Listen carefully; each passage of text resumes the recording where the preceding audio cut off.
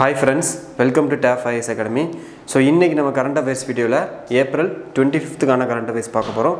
So யூசுவலா நம்ம ரெகுலரா சொல்றதா ப்ராப்பரா வந்து நோட்ஸ் எடுத்துக்கோங்க and எடுக்கிற நோட்ஸ் வந்து again and again ரிவிஷன் பண்ணுங்க. சரியா? So இன்னைக்கு டைரக்ட்டா நம்ம வீடியோக்குள்ள போயிரலாம்.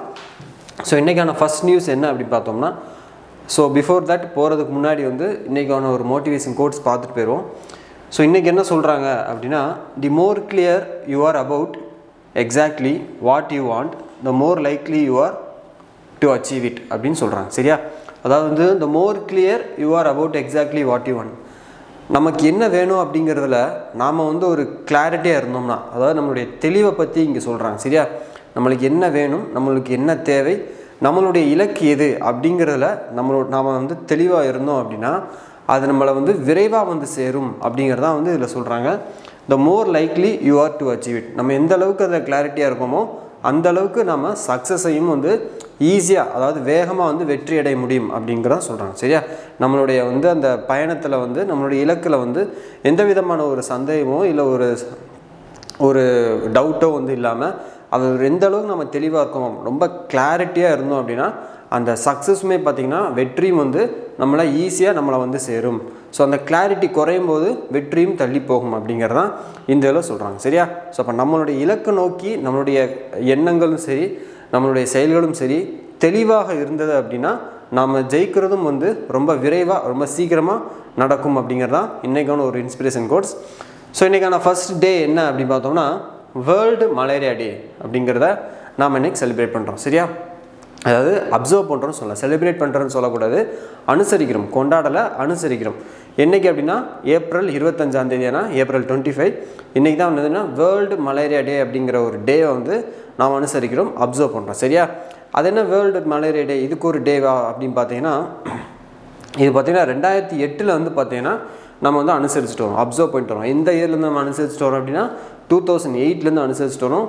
ஸோ இன்றைக்கி மலேரியா ஒரு காலகட்டத்தில் பார்த்தோம்னா மலேரியா அப்படிங்கிறது வந்து பார்த்தீங்கன்னா அதனால் வந்து சில மரணங்களே ஏற்பட்டிருக்கு. மலேரியா காய்ச்சல் அப்படிங்கிறதுனால நிறைய பேர் ஹாஸ்பிட்டலில் வந்து அட்மிட் ஆகி ஸோ அவங்களுக்கு ப்ராப்பரான ட்ரீட்மெண்ட் கொடுக்க முடியாமல் என்ன பண்ணியிருக்காங்கன்னா நிறையா வந்து என்ன பண்ணியிருக்காங்க, டெத்துமே வந்து நடந்திருக்கு, நிறைய மரணங்கள் வந்திருக்கு.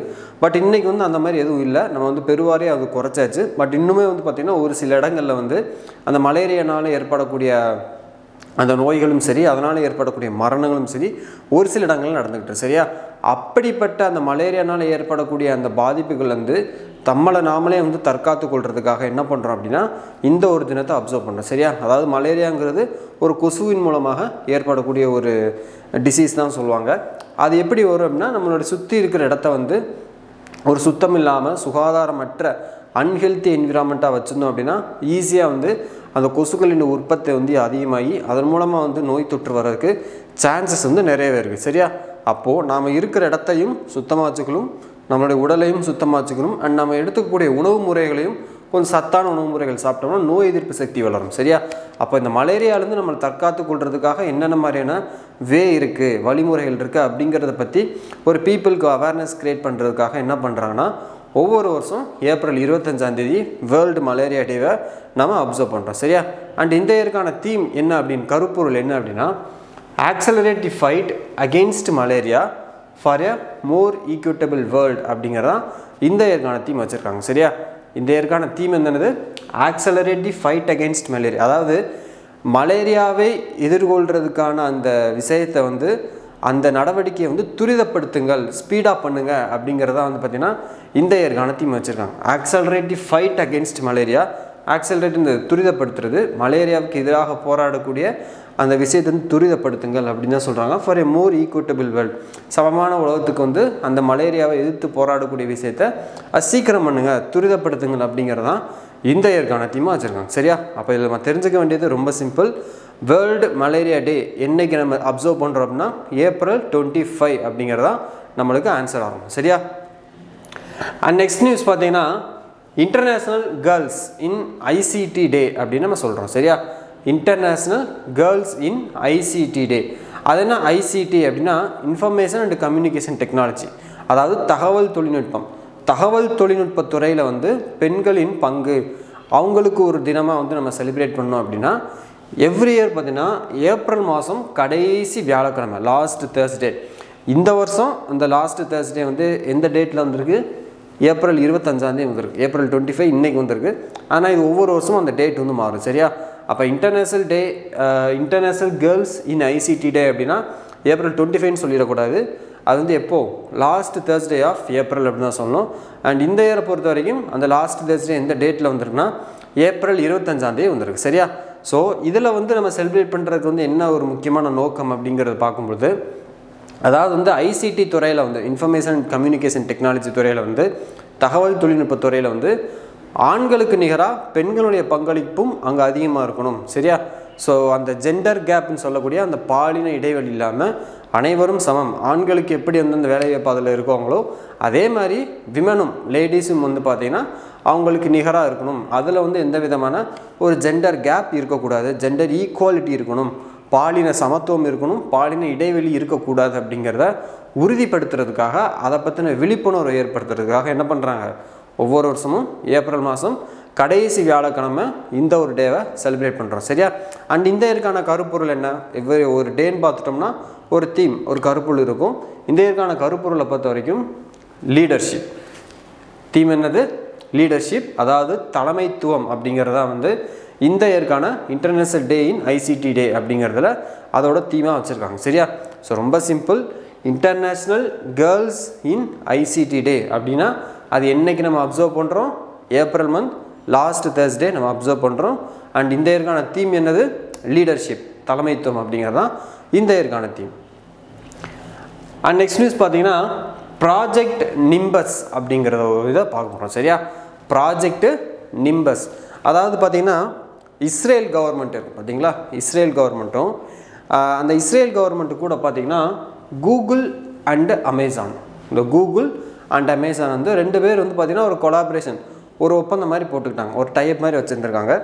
ஸோ அதில் வந்து என்ன சொன்னாங்க அப்படின்னா, அந்த டைப் பொறுத்த வரைக்கும் எதுக்காக அந்த டைப் இஸ்ரேல் கவர்மெண்ட் வந்து கூகுள் கூடயும் அமேசான் கூட எதுக்காக அந்த டைப் வச்சுருக்காங்கன்னா, இந்த க்ளவுட் ஸ்டோரேஜ் சொல்லக்கூடிய இந்த டேட்டா வந்து ஸ்டோரேஜ் பண்ணுறது, அது மட்டும் இல்லாமல் இந்த ஆர்டிஃபிஷியல் இன்டெலிஜென்ஸ், செயற்கை தொழில்நுட்பம் சொல்லியா, அந்த செயற்கை நுண்ணறிவு, ஆர்டிஃபிஷியல் இன்டெலிஜென்ஸ் ஏன்னு சொல்லுவோம் இல்லையா. ஸோ அது சம்மந்தப்பட்ட சில விஷயங்கள் வந்து புதுசாக கண்டுபிடிக்கிறது, அது சம்மந்தப்பட்ட உதவிகளை கொடுக்கறதுக்காக இஸ்ரேல் கவர்மெண்ட்டு கூகுள் கிட்டையும் அமேசான் கிட்டையும் என்ன பண்ணியிருக்குன்னா ஒரு டைப் வந்து வச்சுருக்காங்க. சரியா? பட் இப்போ ரீசெண்டாக என்ன நடந்தது அப்படின்னா, இந்த கூகுளில் ஒர்க் பண்ணக்கூடிய ஒரு சில நபர்கள் என்ன பண்ணியிருக்காங்கன்னா, அந்த கூகுள் வந்து வேலையை விட்டு தூக்கியிருக்காங்க. சரியா?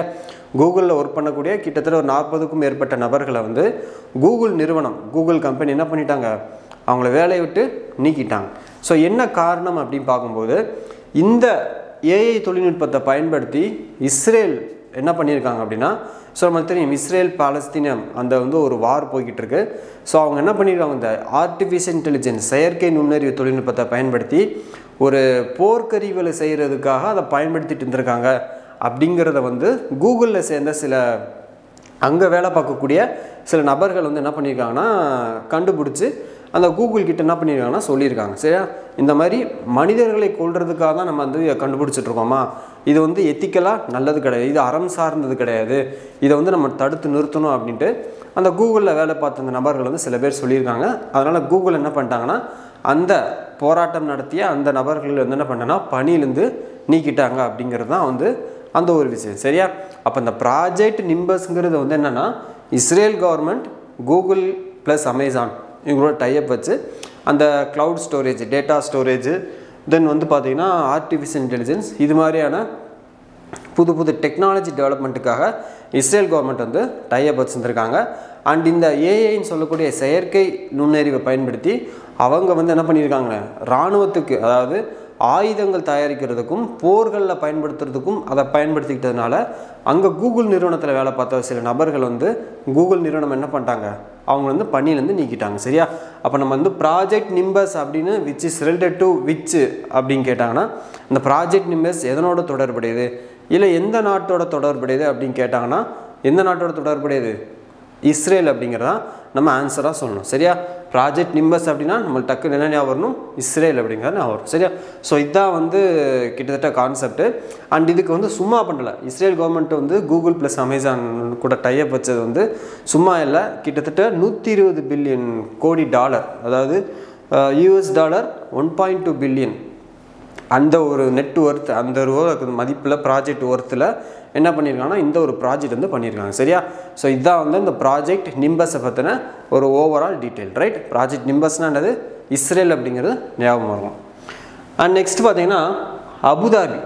ஸோ அபுதாபியை பற்றி நம்ம எதுக்கு பார்க்க போகிறோம், யுனைடெட் அரப் எமிரேட்ஸில் இருக்கக்கூடிய இந்த அபுதாபியை பற்றி நம்ம என்ன பார்க்க போகிறோம் அப்படின்னா ரீசெண்டாக வந்து பார்த்திங்கன்னா இந்த அபுதாபியில் 16வது 16th world future energy summit அப்படிங்கிறது நடந்தது சரியா. 16வது வேர்ல்டு ஃபியூச்சர் எனர்ஜி சமிட் அப்படிங்கிறது எங்கே நடந்ததுன்னு கேட்டால் அபுதாபி அப்படின்னு சொல்லணும் சரியா. ஸோ இதில் வந்து பார்த்திங்கன்னா என்னென்ன நடந்தது அப்படின்னா it's a platform for professionals to share knowledge, learn about latest advancement and promote evolution in energy related industries அப்படிங்கிறத பற்றி நம்ம இங்கே பார்க்க போகிறோம் சரியா.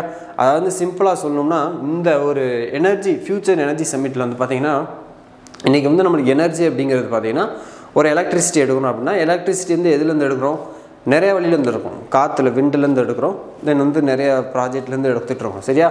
பட் வந்து பார்த்திங்கன்னா ரீசெண்டாக பார்த்திங்கன்னா அதே டைமில் வந்து இது எனர்ஜி நம்ம அதிகமாக யூஸ் பண்ண என்ன அப்படின்னா புவி வெப்பமயமாதல் அப்படின்னு சொல்லக்கூடிய குளோபல் வார்மிங்கை வந்து பார்த்திங்கன்னா அதிகமாகிட்டே இருக்குது ரைட்.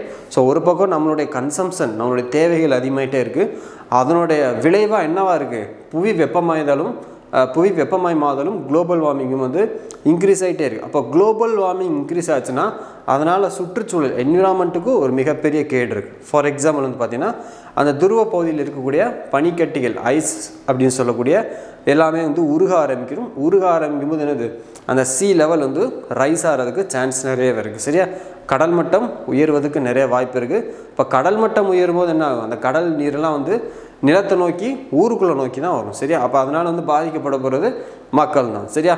இப்போ ஏற்பட்ட ஒரு சூழ்நிலையில் பார்த்திங்கன்னா எந்த மாதிரியான வந்து இனி எதிர்காலத்தில் வந்து எனர்ஜியை வந்து நம்ம பயன்படுத்தணும், அதே நேரத்தில் என்விரான்மெண்ட்டுக்கு உகந்ததா என்விரான்மெண்ட்டுக்கு ஒரு பாதிப்பில்லாத ஒரு வகையில் எப்படியெல்லாம் நம்ம எனர்ஜி யூஸ் பண்ணலாம், எப்படியெல்லாம் வந்து அதுக்கான புது இன்னோவேஷனை கொண்டு வரலாம், எப்படியான அதுக்கு வந்து புது கண்டுபிடிப்புகளை கொண்டு வரலாம் அப்படிங்கிற பற்றி ஒரு டீட்டெயில்டாக ஒரு டிஸ்கஸ் பண்ணுறதுக்கான ஒரு உச்சி மாநாடு தான் என்னென்னா இந்த 16th world future energy submit. அதில் பேர்லேயே பார்த்தீங்கன்னா ஃபியூச்சர் எதிர்காலத்தில் என்னென்ன மாதிரிலாம் பண்ணணும், என்னென்ன மாதிரிலாம் வந்து அதற்கு முன்னெச்சரிக்கையாக நம்ம இருக்கணும் அப்படிங்கிறத ஒரு கான்ஃபரன்ஸ் மாதிரி ஒரு சமிட் மாதிரி கூட்டம் மாதிரி என்ன பண்ணியிருக்காங்கன்னா போட்டிருக்காங்க சரியா.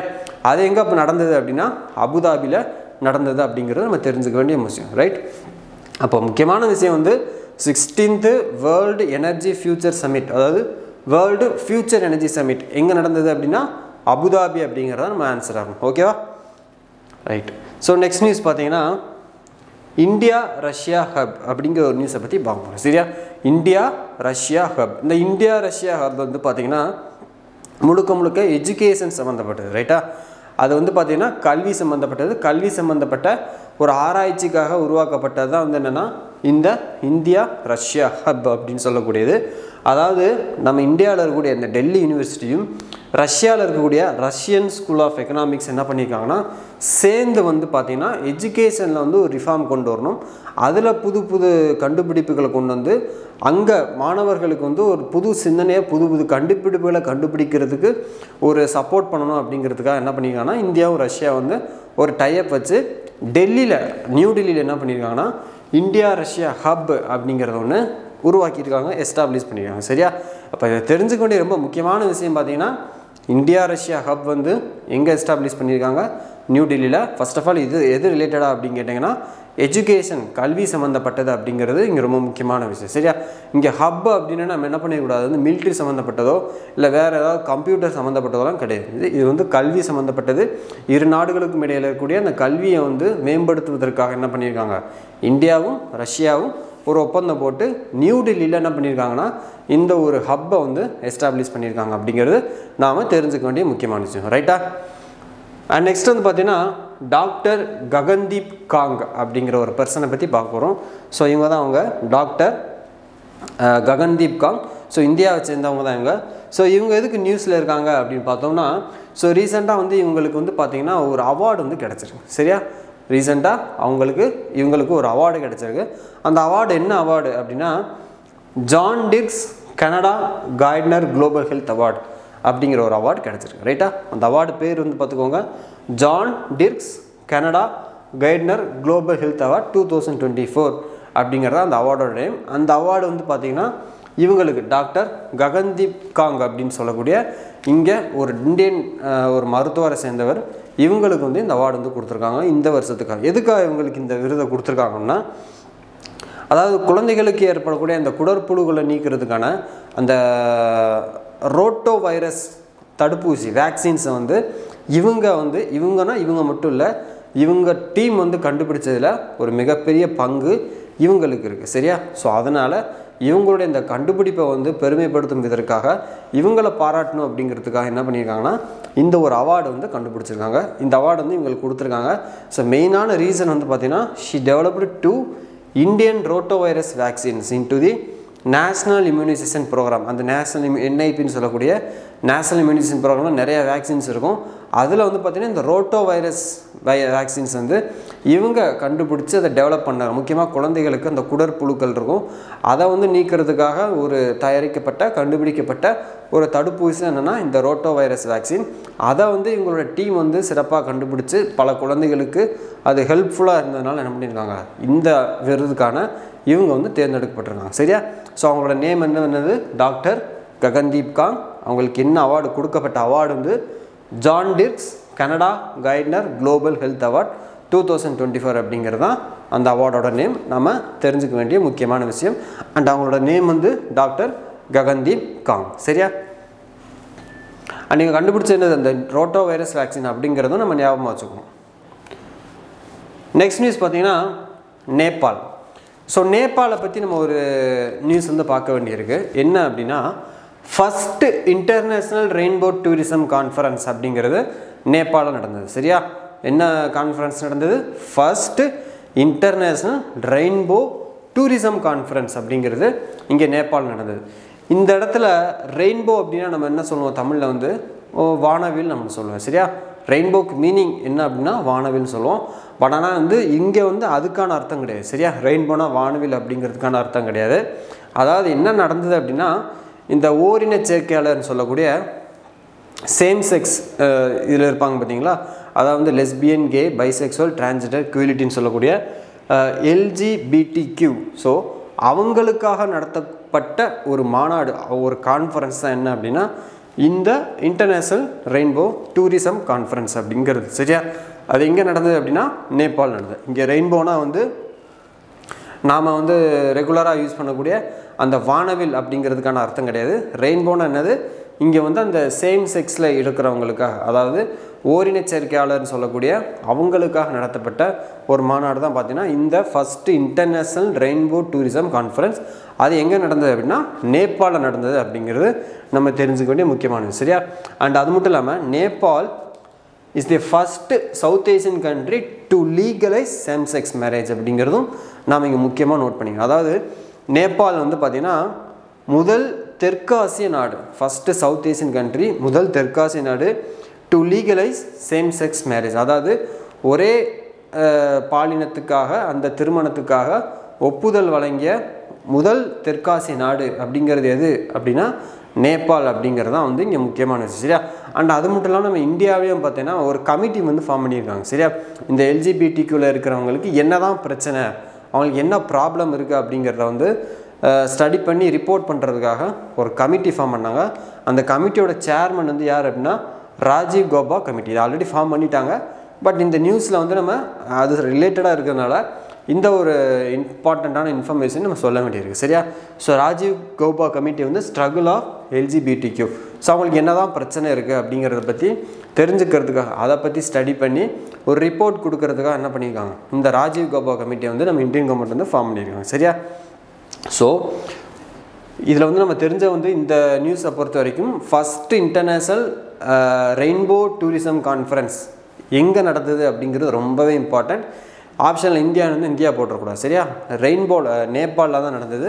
ஸோ எதுக்காக நடந்தது இந்த கான்ஃபரன்ஸ், யாருக்காக, டு ஹூம் அப்படின்னு கேட்டிங்கன்னா சேம் செக்ஸ் மேரேஜில் வந்து இருக்கிறவங்களுக்காக வந்து நடத்தப்பட்ட ஒரு மாநாடு. அதாவது ஒரே பாலினத்தில் இருக்கிறவங்களுக்காக நடத்தப்பட்ட ஒரு கான்ஃபரன்ஸ் தான் வந்து பார்த்திங்கன்னா இந்த ஒரு கான்ஃபரன்ஸ். அதாவது LGBTQன்னு சொல்லக்கூடிய lesbian, K, bisexual, transgender and queen அப்படின்னு சொல்லக்கூடிய அவங்களுக்காக கண்டக்ட் பண்ண ஒரு கான்ஃபரன்ஸ் தான் இது. அண்ட் அது மட்டும் இல்லாமல் நேபாள் இஸ் தி முதல் தெற்காசிய நாடு, first south Asian country to legalise same sex marriage அப்படிங்கிறதும் நம்ம தெரிஞ்சுக்க வேண்டிய விஷயம். அண்ட் இதை பற்றி ஸ்டடி பண்ணுறதுக்கு நம்ம இந்தியாவிலேருந்து ஒரு கமிட்டியும் ஃபார்ம் பண்ணியிருக்காங்க. அந்த கமிட்டியோட சேர்மன் ஹெட் யார் அப்படின்னா ராஜீவ் கௌபா அப்படிங்கிறதும் நம்ம நோட் பண்ண வேண்டிய முக்கியமான விஷயம். அண்ட் நெக்ஸ்ட் நியூஸ் பார்த்தீங்கன்னா ஒரு புக்ஸ் அண்ட் ஆத்தர்ஸ். டெய்லி வந்து பார்ப்போம், புக்ஸ் அண்ட் ஆத்தர்ஸ் நம்ம பார்த்துட்டே வரோம். அந்த அடிப்படையில் அந்த பேசிஸில் வந்து இன்றைக்கி நம்ம பார்க்க போகிற புக் என்ன அப்படின்னா ஹெவன்லி ஐலண்ட்ஸ் ஆஃப் கோவா அப்படிங்கிற புக். சரியா, புக்கு நேம் என்ன? Heavenly islands of Goa. So இந்த புக்கை எழுதுனது யார், அதோட ஆத்தர் யார் அப்படின்னு நம்ம பார்த்தோம்னா இப்போ கரண்ட்டாக கோவாவில் இருக்கக்கூடிய கவர்னர் தான் இந்த புக்கு எழுதினார். சரியா, ஸோ கோவா கவர்னர் யார் அப்படின்னா PS ஸ்ரீதரன் பிள்ளை அப்படிங்கிறவங்க தான் வந்து கோவாவுடைய ஆளுநராக இருக்கார். ரைட், ஸோ இதில் வந்து பார்த்திங்கன்னா நம்ம முக்கியமான இன்னொரு விஷயம் தெரிஞ்சுக்க வேண்டியிருக்கு. ஸோ இதோட ஃபுல் நேம் பார்த்திங்கன்னா நம்மளுக்கு வந்து PS ஸ்ரீதரன் பிள்ளைன்னு ஃபுல்லாக சொல்லுவாங்க. அவர் எழுதின புக் தான் பார்த்திங்கன்னா இந்த ஹெவன்லி ஐலாண்ட்ஸ் ஆஃப் கோவா அப்படிங்கிற புக். சரியா, அண்ட் இது மட்டும் இல்லாமல் வந்து பார்த்திங்கன்னா இவர் இன்னொரு புக்கையும் எழுதியிருக்காரு. அந்த புக்கு பேர் என்னென்னா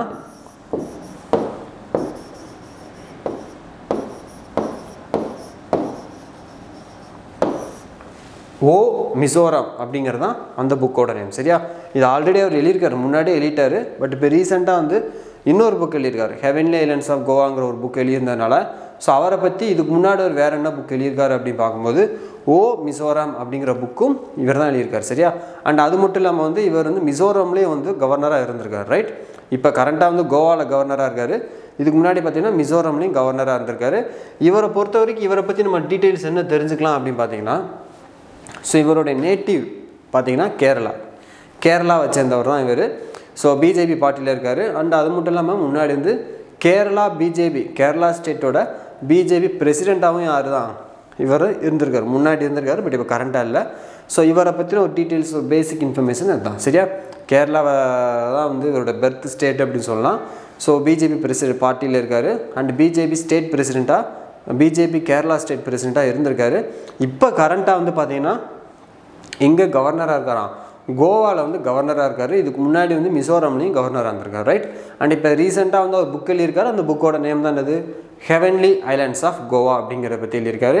இந்த புக்கை பொறுத்தவரையும் கோவா பற்றி ஒரு கோவாவோட ஹிஸ்ட்ரி அண்ட் அதோட டூரிசம் பிளேஸ், என்னென்ன மாதிரியான டூரிசம் பிளேஸ் இருக்குது அண்ட் எந்தெந்த மாதிரியான பிளேஸ்லாம் வந்து பார்த்திங்கன்னா ஒரு என்விரான்மெண்ட் ஃப்ரெண்ட்லியாக, சுற்றுச்சூழல் உகந்த ஒரு இடங்களாக இருக்குது அப்படிங்கிறத பற்றி, ஸோ கோவா பற்றி பல சுவாரஸ்யமான தகவல்களும் இந்த ஒரு புக்கில் சொல்லியிருக்காரு. சரியா, அண்ட் அது மட்டும் இல்லாமல் இதுக்கு முன்னாடியுமே பார்த்திங்கன்னா ஓ மிசோரம் அப்படிங்கிற ஒரு புக்கும் இவரால் எழுதப்பட்டது அப்படிங்கிறதும் நாம் தெரிஞ்சுக்க வேண்டிய முக்கியமான விஷயம். சரியா, ஓகே ரைட்.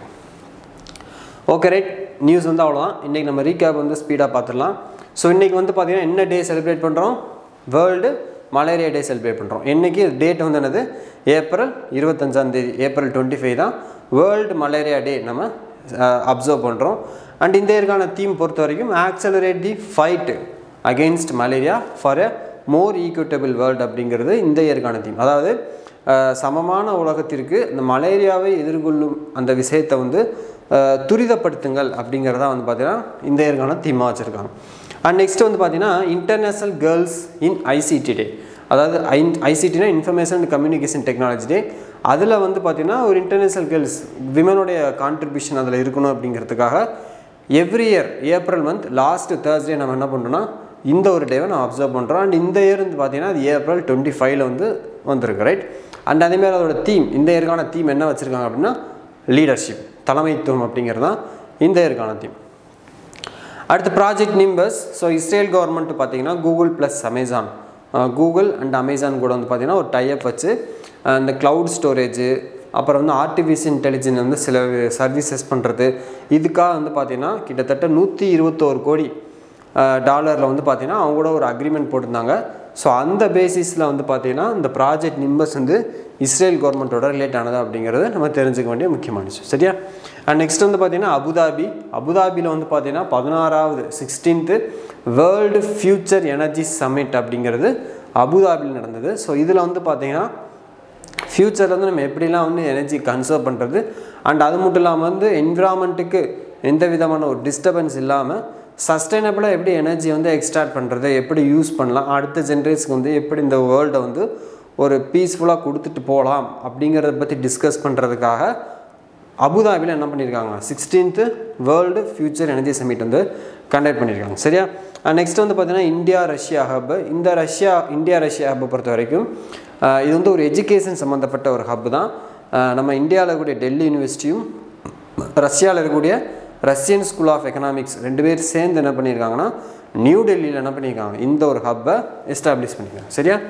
நெக்ஸ்ட் வந்து பார்த்திங்கன்னா டாக்டர் ககன்தீப் காங். ஸோ இந்த டாக்டர் ககன்தீப் காங்கை பொறுத்த வரைக்கும் பார்த்திங்கன்னா இவர் வந்து பார்த்திங்கன்னா நம்ம இந்தியாவில் வந்து குழந்தைகளுக்கு வந்து அந்த குடற்புழுக்கள் நீக்கிறதுல வந்து ரோட்டோ வைரஸ் வேக்சின் 2 வேக்சின் வந்து இவங்களோட தலைமையில் இருந்த டீம் கண்டுபிடிச்சதுனால இவங்களுக்கு வந்து 2024 John Dirks Canada Gairdner global health award அப்படிங்கிற அவார்டு வந்து இவங்களுக்கு வந்து கிடச்சது. சரியா?